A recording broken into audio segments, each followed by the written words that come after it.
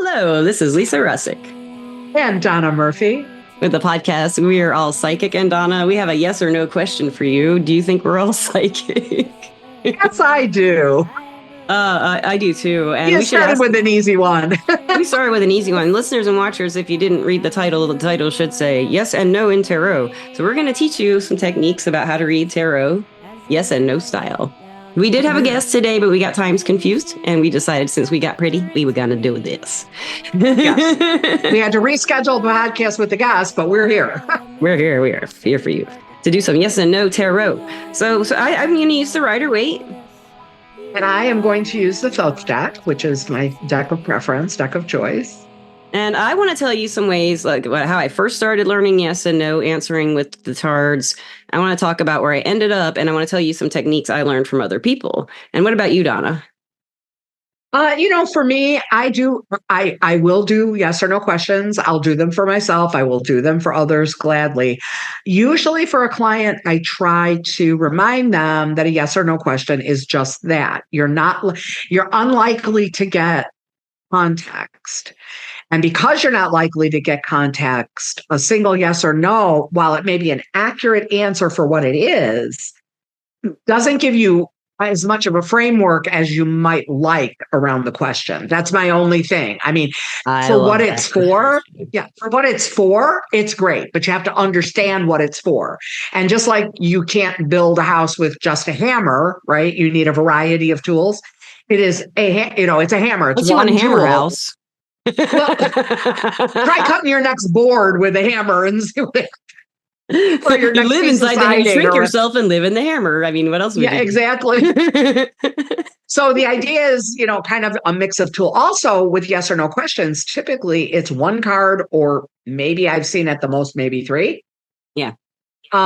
So again, you'll get a little more context than you will with one, but it's always with the idea that it's not really looking at the larger framework. So sometimes for the really big questions or the more complex questions, it just isn't as good as another approach. But again, for what it is and for what it's for, it's terrific. It is, yes. I'll start with, the very typical yes or no, what most people think of when they first start with tarot. I did anyway, upside down and right side up, right? Yeah. Isn't that what you did? It doesn't work though, does it? After a little bit, like even right away, it doesn't work. Like I will ask, is my name Lisa? Upright is yes, and upside down is no. Is my name Lisa? No, my name's not Lisa. That doesn't work, right? I didn't do that on purpose. I really did just randomly pull that. I know. I believe you. It doesn't work, and it was showing us. Yeah. And it's showing you, this is why that doesn't necessarily work. So, also, if you're a person who doesn't read reverses, and it really doesn't work. That's really confusing. Yeah. And I generally don't. I generally don't read reverses. Yeah. But did you think that when you first started reading, maybe like the reversal? And then I went to the internet. I thought maybe it's something I had to memorize. And I tried that with like looking it up every time. And that was totally wrong. I tried several different places that did that. It didn't work for me. So a thing that did work for me was a friend. Finally, this is the first thing that started working for me. My friend Akasha. And if you're a longtime listener, you know Akasha Prime, the magic witch in the South, who is a dragon priestess. She taught me the 5-card method. And it's basically you pull 5 cards. And that is upright and reversed, or how you read the cards, yes or no. Because upright, like say 5 of Pentacles is a no, and the 5 Pentacles reversed is a yes, usually. But that doesn't where I go in the end. But in this case, so I would pull 5 cards, and it'll be a yes or no for 3 out of 5. Closest. And this goes saying what you're saying. As it stands now, things can change, and these cards will explain something also. So ask me a yes or no question, Donna, that you know the answer to. That I know the answer to. And we'll see how the cards do with this method. Let's see. It has some I'll make it really simple. Do I currently have 2 cats? Oh, okay. Let's see. So I'm going to see 3 out of 5 here, listeners. So the first watchers, if you're watching, first one, the Empress, upright. Yes, she does. The second one, 2 of Cups. Yes, she does. And there's 2, maybe. Exactly. And they love each other very much. And there's a boy and a girl, maybe, because there's a boy and a girl on the card. And then I'm pulling right off the top, guys. And then the third card is the Page of Cups reversed. That's a no. Uh-oh. Or it could be something's a little emotional. And we do the fourth card. It's the Wheel of Fortune. Yes, she has 2 cats. And we have a fifth card. Just the one I was talking about, the 5 of Pentacles reversed, which is a yes. That's so fun. I love a psychic podcast. And the Page of Cups reversed here tells you some context, and maybe she has some cats in the past she misses. That's what makes me think. That's what makes me think of. Yeah. And they remind her of them. And she used a mom of the cats, and the cats really get along. And is there a boy and a girl cat? And do you have 2 cats? Yes. Is it Tomiko? And is his name Fanchi? Fanchi. And they, listeners and watchers, they're in the credits if you've not seen our credits. Exactly. They show up in the credits. Yeah. And although Fanchi is, Fanchi is shy, Fanchi is shy. But Tomiko is not shy when it comes to showing up on the podcast because she shows up very regularly. And we call her the manager because that's her job. She keeps it on task. She like whips it around when we're going off. Like she comes around and y'all get back to it. Don't go off topic. She's been really good for me, Donna. So, okay, I want to talk a little bit. Do you want to talk about some of the methods that you've used for yes and no's? Or yeah, I mean, for me, I typically, when it is a yes or no, I try to keep it 1 to 3 cards. And again, I do like at least a little bit of context. So that's why a 1 card draw for me is just, it really doesn't feel like enough. It also, again, it depends on the question. I try to avoid, once again, really complex questions or, situations with a lot of moving parts. I try not to go the yes or no route, and I try to go a more open-ended route to get more information, because ultimately that's sort of the reason for the consult, right? Is let's get some information. Guidance, advice, whatever it might be, but I want as much as I can get, not as little. Yeah. And so for me, typically I will try to keep it to things I already know. I mean, we did that for illustrative purposes, but the main thing is if it's something that's relatively straightforward, if it's a very short-term decision, if it doesn't necessarily have, major impact or whatever, I will generally, I'm probably most comfortable with like a 3-card draw. Okay. And then I can look at that as either situation. What's the situation? In other words, what's the essence of the situation?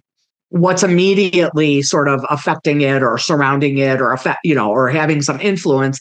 And then what's the outcome, right? Yeah. Yay or no. Yeah. Yes or no. And so I kind of will look at a 3-card draw that way. And that's been very useful for me. Do you want to demonstrate on me with something I know? Sure. Yeah. Okay, let me think of something simple that you don't know. Yeah. This because I knew you had 2 cats, but that was just beautiful. So I'll give you. Let me think of something real quick. Listeners and watchers, I paused it so I could think of a question. So we decided I'm going to ask a question about tonight. And tomorrow when I mix this, I will answer if it was yes or no correct. So I'm asking you, Donna, am I going to an open mic night tonight to play? Or even hang out?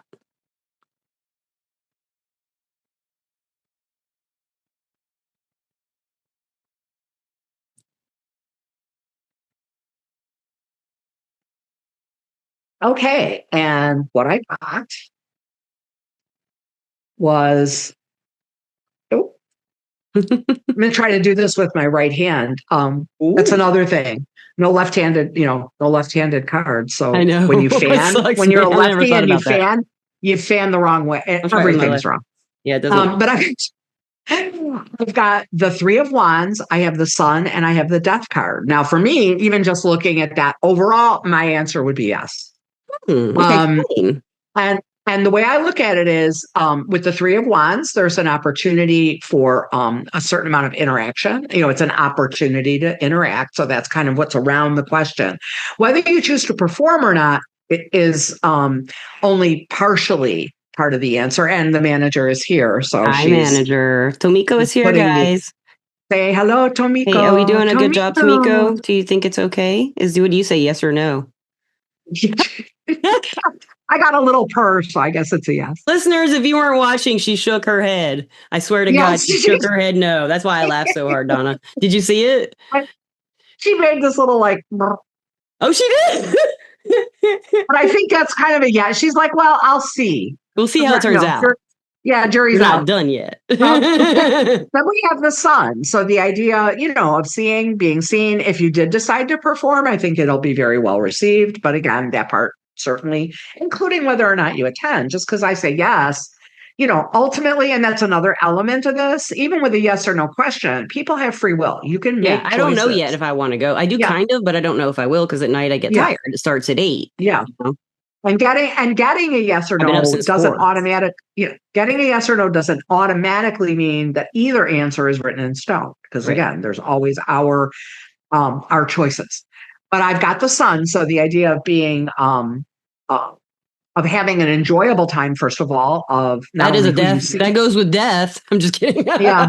I used to be very afraid of performing, listeners. That's why I say that. It's pretty, yeah. And again, that can be pretty transformative. That's a transformative experience.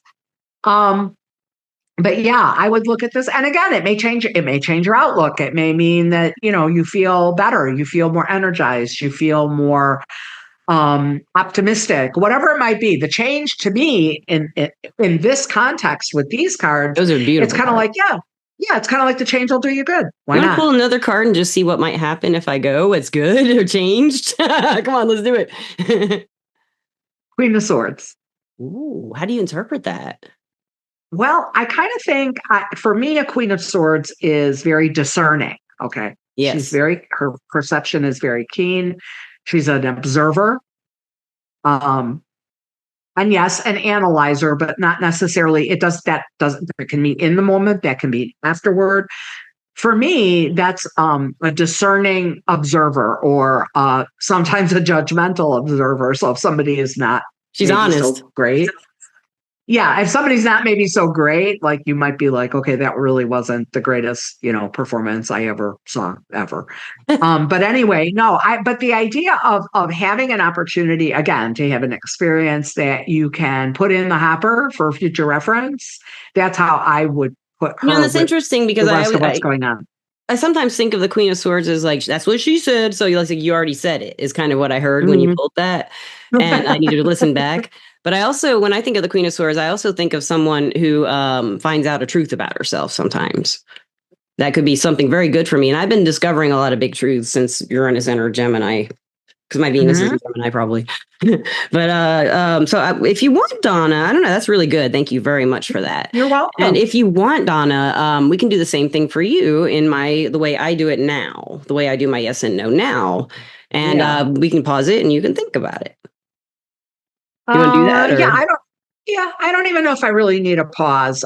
Since we do have, there's actually 2 events coming up, but I'll focus on the one that I was more involved with, the preliminary for today. And I'll just ask, is Community Days going to be successful this year? Again, I want to phrase it as a yes or no, and I'm actually so You're out asking of for more info. You're asking, right? But I mean, I'm so used to going the other way, right? And as a rule, I'm trying to get away from the yes no and trying to rephrase questions for that, data. Yeah. But anyway, no. In this case, though, and so by phrasing it that way, will it be successful this year? I think is a good way to get to where we're going. Okay, so now listeners and watchers, here's where I'll explain how I ended up where I'm at with yes and no in this kind of tarot. So I have identified the meanings. I have my catchphrases for all the cards. And what I do for reversals is it's either the extreme opposite or the extreme of that card upright. That's usually how I do. And most of them, they have a permanent one that's always there. Like the 5 of Pentacles upright. You're suffering in the 5 of Pentacles upright. That's not a yes. The 5 of Pentacles reversed, you're usually better. You got more money, you got health back or whatever. You moved, and it's better. So that would be the yes. That's why I used that one as an example. So what I will do here now is I'll always pull one card first. So I'm going to shuffle it a little bit more. And I'll take the top. I always pull off the top. I very rarely pull out of the middle or something. Sometimes I do for fun, but I usually just pull off the top. So, and I've said this before on podcast, shuffling is just shuffling. Just stop when you feel like it. And I feel like it. So I'll pull one card and I'm going to say, it says Ace of Wands reversed. So this is telling me aces for me. Now, I learned this from the first deck I had. Aces are yes and no cards. Yes and no cards for me always. This is not yet in particular as a yes and no. So I'm going to ask what not yet, and the energy is low for the question at hand. So let's see about that. So I'll pull another card, and I get the moon. So there's something you don't know yet that hasn't happened. So let's see what it says is going to happen, possibly. The world reversed with the Queen of Cups reversed. So I think that somebody involved might have to drop out at the last minute, and that's going to have to be a scramble. That's what I'm saying. Not yet. That someone else comes in and takes place, I think, and there's a scramble is what it feels like. So there's some details for you. But overall, it ends up working out. That's how I take that. Literally working out. You know, and that's 5 cards too, but that's where I ended. But do you have any questions? Do you want to look at that? Okay. A lot of info. Again, there's so much right now. I know that there's so much right now that I don't know. That again, we have to see what unfolds. But I would say that just based on that, knowing what to look at or what to look for, you know. It said they'll look for the Emperor reversed. Someone who's controlling or dominating, or maybe somebody who's weak and sad and unhappy, because that's sometimes the Emperor for me. Reverse a person. It's someone in an authority figure who can't do it sometimes anymore, which would make sense with the, you know, this person having to drop out, the Queen of Cups reversed. And I felt pregnancy with this. Okay. So it may not be so much she is not a weakness, but she got pregnant. You know, she can't keep the position anymore. Or that person with the energy of the feminine for Queen of Cups. Or is that you? Oh, shit. They're not telling us anything else. They said, shut your mouth. This is not a yes or no. Queen of the High Priestess is almost always I'm not telling you anything else. I'm not telling you right now. Yeah. That information is not for now. Yeah. Yeah. That's what I feel right now for her. She's saying nothing else for you right now. You got to find out yourself. Otherwise, there's no point to this reading. That's kind of what it says to me, you know. And we have a tail in the frame. So, okay, tomorrow, listeners and watchers, we've got a manager tail. I'm sure I can find manager tail. Oh, the mascot. Oh, well, we've got Einstein over there doing something weird. I don't know what he's doing. I have no idea what you're doing, Einstein. That probably makes 2 of you. Yes. He's just being very strange. He's just sitting like in a ball, like looking over his shoulder, just kind of weird. It's very strange. Anyway, so tomorrow, listeners and watchers, or whenever you see this, it will have been tomorrow for us, and we'll get in touch and we'll talk to each other. And if you want to get on video, or I can just tell them in the recording as I mix it, I'll let you know, or we'll both let you know what happened. So you want to do that?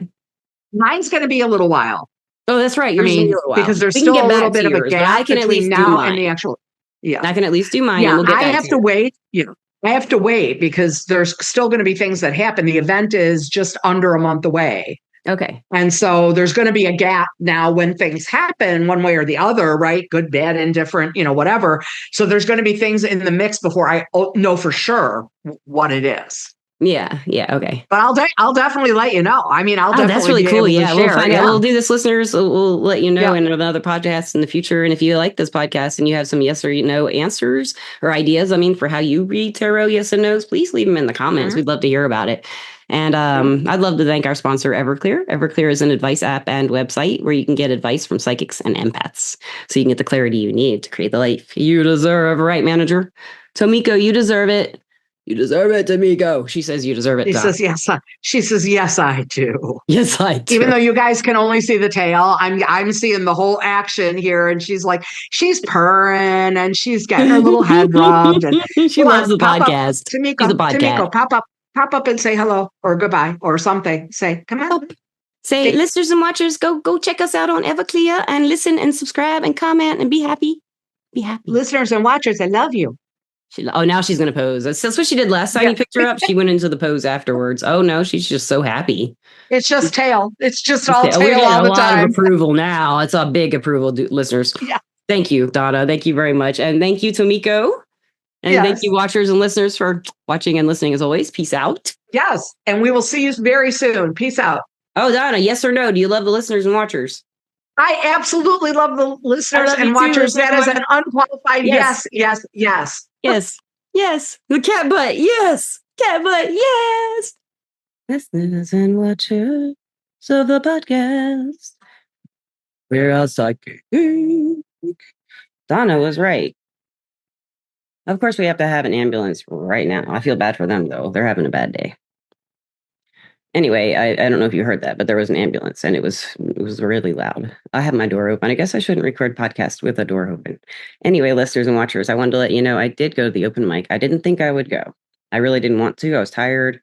I wanted to, of course, but I didn't feel up to it. My back was killing me. And then my old roommate, Jesse, who works there now at this place where the open mic is. Whoops, there goes my hair. It's crazy this morning. She texted me and she's like, come on up here. And I'm going. And I went and saw her, and I'll slip a little picture in here if she's okay with it. And played some songs, and it went well. I had fun. I didn't mess up too much. And I had someone up there play with me. It was at Fran's. It was a place called Fran's. And I met someone I had met like a year ago that I hadn't seen in forever. I met this person at a wedding party, and a bunch of us randomly got up on stage and played music together. And I'd never seen any of them again. And he was like, "This is weird." I said, "I know you," and he's like, "I know." He's like, "This is weird, but I remember where we met." And I remembered it because we had named our band of the Anniversaries, because it was like an anniversary party, and we made a little impromptu band right there on the spot. And I think I even talked about that in a podcast, because I mentioned that somebody was like, "We love music. We're lucky we know musicians." And I was like, "I've never lived anywhere that people talk or think that way." So I had a really good time, and Donna was right about everything. The Queen of Swords for me, I just want to tell you this. For me, the Queen of Swords is in the tarot. For me personally, reading for myself is very significant in this time period of my life, because I relate to her right now, and I never have, never in my life. But I think she's the thing that died last night. She's ready to move on. She's moving on out. Queen of Swords is done. The heart wants to come back in, guys. Peace out.